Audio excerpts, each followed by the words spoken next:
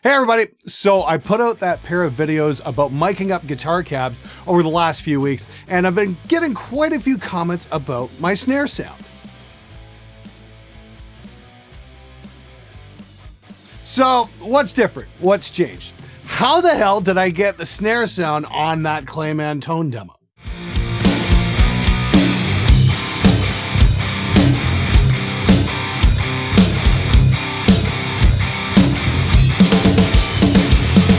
Okay, well, first up, I'm using the Lewitt Beat Pro drum mic kit.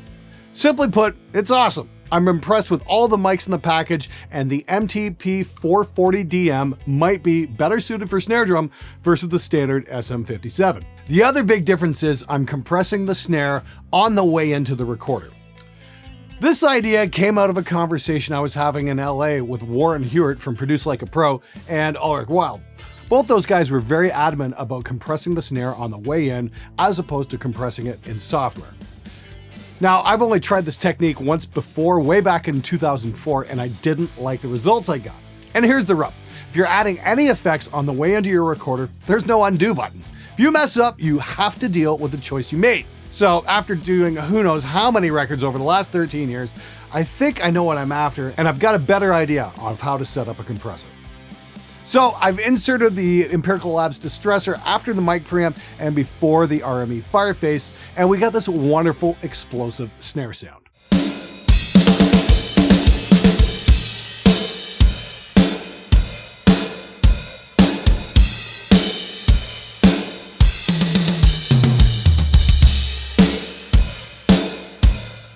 By way of comparison, here's another clip of the same drummer, same kit, same mics, but compressing the snare in software.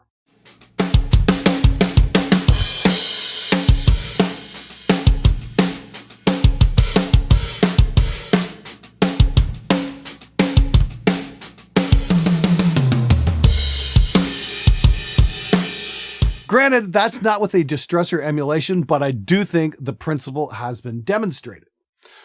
One place I've been using the distressor since day one, though, has been bass guitar. I've always compressed bass on the way in, and the results have been great.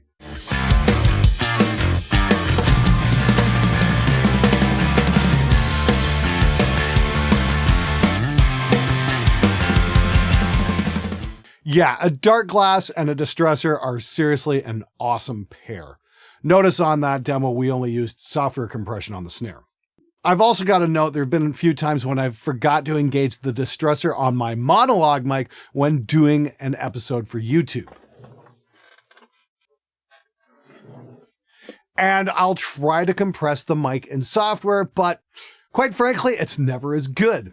I've switched over to software compression now, and you can hear for yourself. If you're recording vocals, I highly recommend getting a hardware compressor. It'll save you a ton of grief and automation work in the mix process. Of course, I recommend the distressor, but I've got the SA2A coming in from Stam Audio in the next few weeks, and I'm very curious to hear how that's going to sound.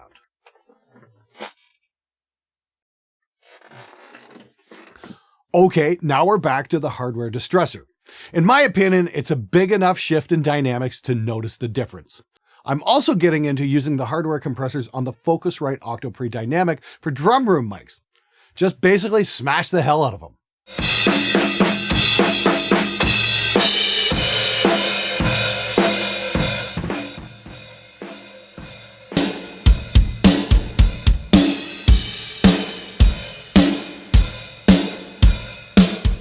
And if you guys check out my demo on the Octoprix, you can listen to the part where I use the onboard compressors for voiceover. They're really great for that application as well. Now, I've also got a couple of other hardware compressors that I really want to check out. The IGS Audio S-Type bus compressor. It's an SSL type bus compressor, but I've heard that they can be great on room mics too. I've also got the IGS Alter 500, and it's a 500 series FET compressor, kind of like a mini 1176. I really want to try that out on snare as well as kick. The reason I haven't tried them yet on these applications is that I'll have to do some serious repatching behind my desk. It's going to be a fairly big job.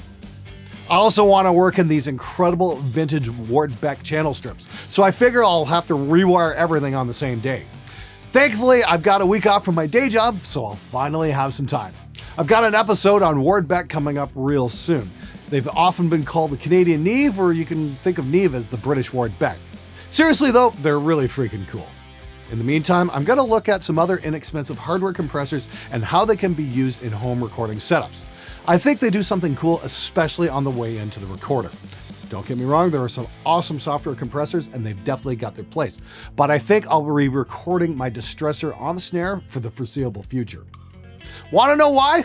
Check out Cam Fleury doing his thing on drums with a live distressor on the Snare. Here we go.